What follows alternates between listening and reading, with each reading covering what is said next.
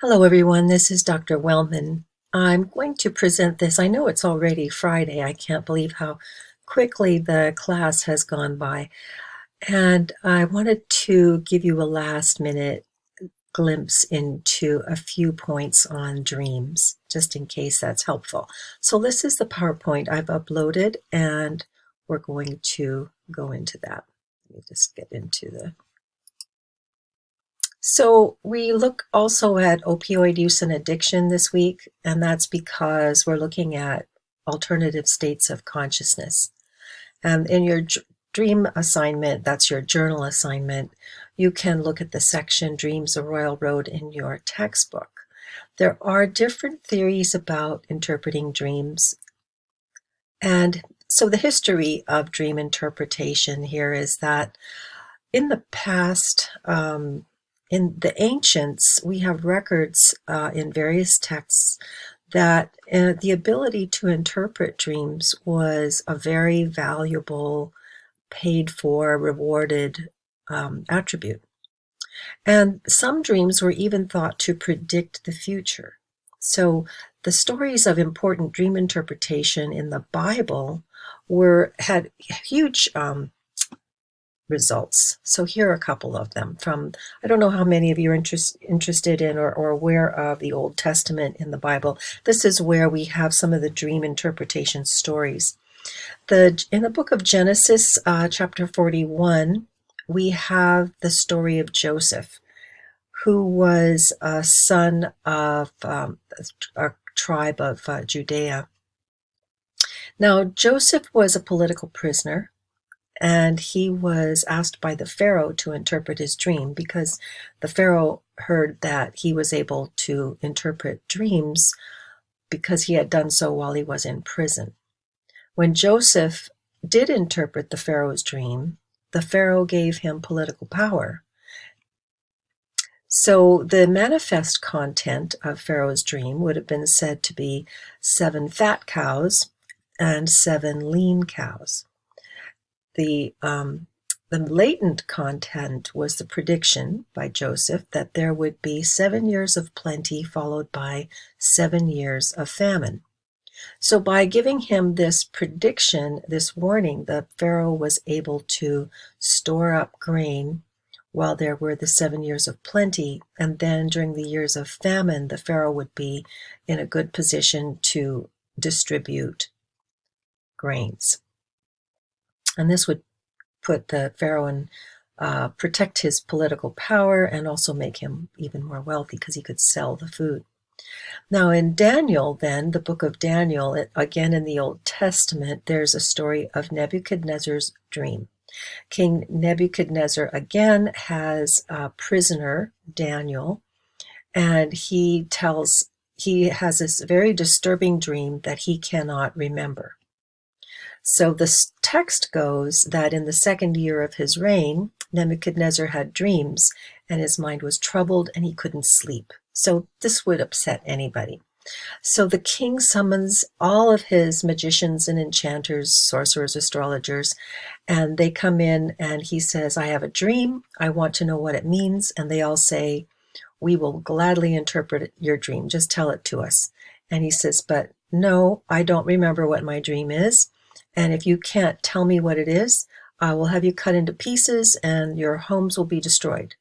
But if you tell me the dream and explain it, you will get gifts, rewards, and great honor. So that's your choice. So this was a tremendous threat. And the Bible Blender website says, as your majesty was lying there, your mind was turning to things to come. So again, this is a predictive dream. And as for me, this mystery has been revealed, so this is what it is. So the dreams can show us our concerns and preoccupations. And so Daniel says, you actually dreamed about a statue that was made of pure gold with a chest of silver, the belly and thighs of bronze, legs of iron, and feet of iron and clay mixed together. So this is the manifest content is a statue made of these different minerals.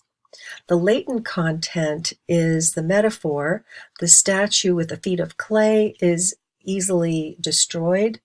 Doesn't matter how wealthy you are, the head of gold, no kingdom lasts forever. So that's how he interpreted this dream. So the king placed Daniel in a high position and lavished many gifts on him, even though this was a disturbing dream. And he made him a ruler over the entire province of Babylon and placed him in charge of all the wise men. And then the king also appointed Shadrach, Meshach, and Abednego as administrators over the province of Babylon. And Daniel remained at the royal court. So this was recorded in ancient records and put into the Old Testament of the Bible. So Daniel promised to recount and interpret the dream. He asked the king to spare the magicians and astrologers.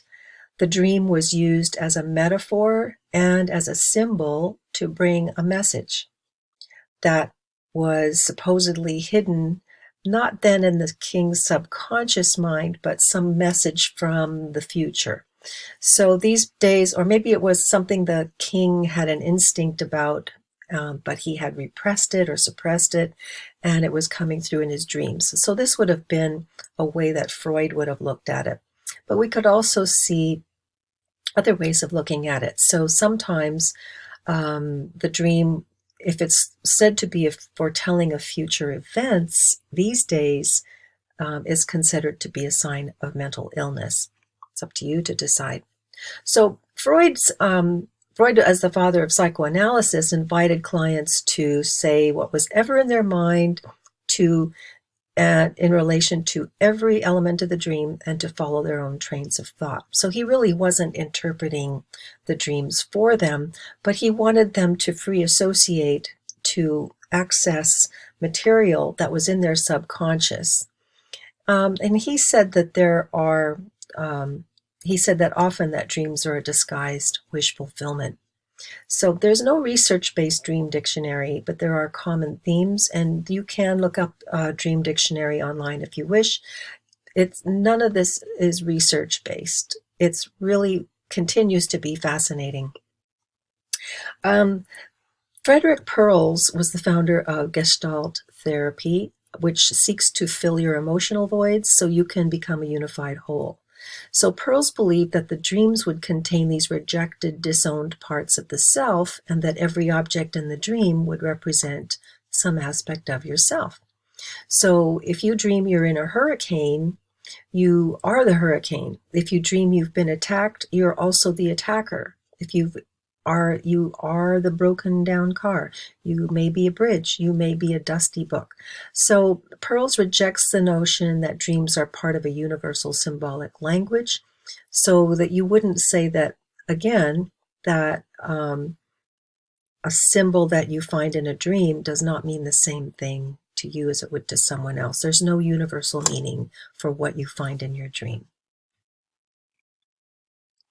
So in present-day therapy, what do we think about dreams?